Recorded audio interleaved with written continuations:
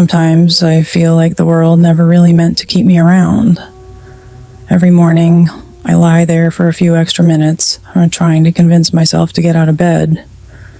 Not because I'm lazy, it's because I know the second I step out that door, I'm walking straight into a battle I'll never win. My name's Alice, senior year. I live in this no-name ghost town called Bellin Heights. The winters here feel endless, always damp and cold, like the chill seeps into your bones and stays there, kind of like the moldy sadness that grows in people's hearts and never really dries out. I live in a creaky old wooden house on the edge of the forest with my grandmother. She's the only person in this world who's never left me. Dad took off a long time ago, and Mom, I can barely remember the sound of her voice. I've been with Grandma since I was little. She doesn't talk much, always quiet, but her eyes, they're deep, like she knows things I don't. There's a locked study in the house filled with weird stuff. Bones, herbs, candles, cloths covered in strange symbols. I used to think she was just a lonely old lady. Then I got older and heard the whispers. People used to call her a witch. I didn't care. I don't have friends. I don't have anyone. At school, I'm that girl, the one who always sits in the corner, never looks anyone in the eye. They call me Grim Freak, Bathroom Ghost. They throw crumpled paper at me, draw skulls and crossbones with my name under it, say I smell like a dead rat. Once, someone stole my notebook, set it on fire, and posted the video in a group chat. Did the teacher see it? Yeah. Did they do anything? Not once. Then there's Jason, Mr. Popular, Golden Boy. He's good at everything, except having a heart. He has a special interest in me, loves humiliating me in PE. He'll grin and say stuff like, "People like you are just wasting oxygen." And when he laughs, everyone else laughs too. That sound, it's colder than any winter wind. And Rose, they say she's the prettiest girl in school, but I know her heart's dirtier than a basement floor. She once locked me in a storage closet for 2 class periods, then told the teacher I skipped. She'll wrap an arm around me and smile, all fake sweet.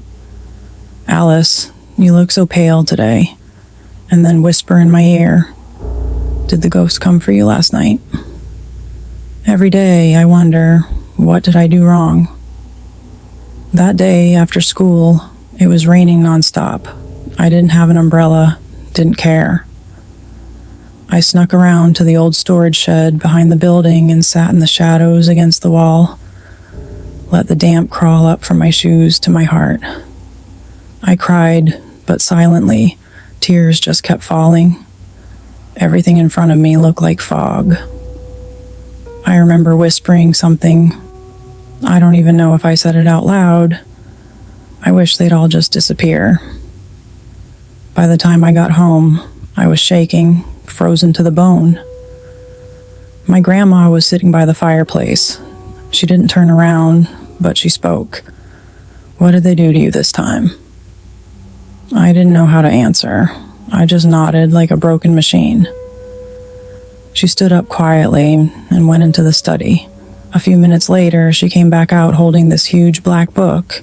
Its cover looked like dried skin. She placed it in my hands and said, voice steady as stone, "This isn't something kids should be messing with. It hears you. It does what you ask. But the price will come."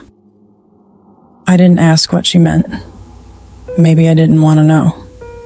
That night, I locked myself in my room and flipped through the book, page by page. It was full of strange things, languages I didn't understand. But when I landed on that one page, I froze. I stared at that line for a long time. In my head, I saw Jason's face, Rose's smile, and my own tears. The ritual didn't require much. Spirit board. There was one in my grandmother's study. I used to sneak in and play with it when I was a kid. Black candles, plenty of them. She had a whole cabinet full. The blood of the cursed. That one I could handle. The incantation, ex sanguinet ira, aperi portam umbrarum, from blood and wrath, opened the gate of shadows. It took me 2 days to prepare. While Jason was playing basketball, I caused a little accident. He cut his finger, and I just happened to pick up the tissue he used. I folded it up carefully and hid it in my drawer, like I was keeping a weapon. That night, deep after midnight, I closed my door and lit 4 black candles. The flames flickered weakly, like they were afraid. I sat in front of the spirit board and whispered the incantation. First time, nothing. The second time, the air turned cold. And the third time, all the candles went out. I froze. I could hear my breathing, but it sounded like the dark was swallowing it. Something moved in the corner. I couldn't see it, but it sounded like something crawling on the wall. Wet, sharp, slow. I didn't dare move, but it saw me. I didn't sleep that night. I don't even remember when I passed out. I just remember waking up as the sun started to rise, and then I heard the news. Jason was dead. They found him in the school gym, his body twisted in unnatural ways. Blood covered the walls, drawn into strange symbols no one could recognize.